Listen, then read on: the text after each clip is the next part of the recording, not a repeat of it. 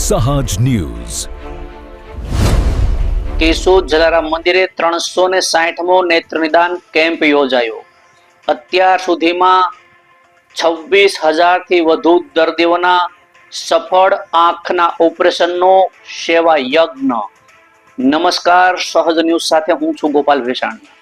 કેશોદ સ્થિત જલારામ મંદિર ખાતે આજરોજ 360માં નેત્ર નિદાન કેમ્પનું આયોજન કરવામાં આવ્યું હતું।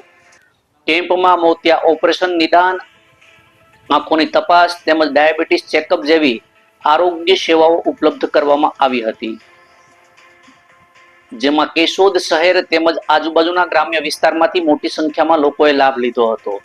કેમ્પની શરૂઆત જલારામ મંદિરના ટ્રસ્ટી દિનેશભાઈ કાનાબાર, હેમંતભાઈ ઘેરવરા, મોહનભાઈ ઘોડાસરા, ડોક્ટર પરિતોષ પટેલ, અશ્વિનભાઈ વણપરિયા સહિતના મહાનુભાવોના હસ્તે દીપ પ્રાગટ્ય કરી કરવામાં આવી હતી। નેત્ર નિદાન કેમ્પ દરમિયાન અંદાજે 200 જેટલા દર્દીઓની ડોક્ટર પરિતોષ પટેલ તથા ડોક્ટર શ્વેતા પટેલ દ્વારા તપાસ કરવામાં આવી હતી, જેમાંથી 40 દર્દીઓને મોતિયાના ઓપરેશન માટે રાજકોટ સ્થિત રણછોડજી ટ્રસ્ટ હોસ્પિટલ ખાતે મોકલવામાં આવ્યા હતા। કેશોદ જલારામ મંદિર ખાતે અત્યાર સુધી યોજાયેલા 360 કેમ્પોમાં કુલ 25,698 દર્દીઓના સફળ આંખના ઓપરેશન કરવામાં આવ્યા છે। આ સેવા કાર્ય દ્વારા જલારામ મંદિર અનેક લોકોને નવી દ્રષ્ટિ આપવાના પવિત્ર કાર્યમાં સહભાગી બન્યું છે। દર્દીઓની નોંધણી અશ્વિનભાઈ વણપરિયા તથા મોહનભાઈ ઘોડાસરા દ્વારા કરવામાં આવી રહી છે, જ્યારે દર્દીઓને માર્ગદર્શન ભગવતસિંહ રાયજાદા, વિજય દાફડા અને કેશુભાઈ પટેલ દ્વારા આપવામાં આવ્યું હતું। રિપોર્ટર દિનેશ કાનાબાર, સહજ ન્યૂઝ, કેશોદ। જલારામ મંદિર કેશોદ દ્વારા અવનવી સેવાકીય પ્રવૃત્તિઓ કરવામાં આવી રહી છે। ખાસ કરીને મહિનાની અંદર 2 આઈ કેમ્પ યોજવામાં આવે છે। પહેલા અને ત્રીજા રવિવારે આઈ કેમ્પનું આયોજન કરવામાં આવે છે।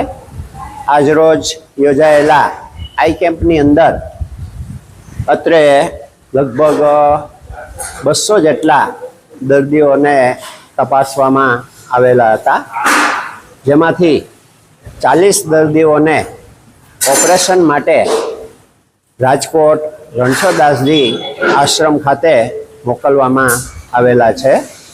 અવારનવાર થતી આ આઈ કેમ્પની પ્રવૃત્તિની અંદર અત્યાર સુધીમાં 360 જેટલા ઓપરેશન કરવામાં આવેલા છે, જેમાંથી 25,000 ઉપરાંત દર્દીઓને આંખના ઓપરેશન દ્વારા એક નવી દ્રષ્ટિ આપવામાં જલારામ મંદિર સહભાગી થયેલું છે। એટલે આ રીતની જે પ્રવૃત્તિ છે એની અંદર આઈ કેમ્પમાં જુદા જુદા દાતાઓ તરફથી પણ અમને સાથ અને સહકાર મળતો હોય છે।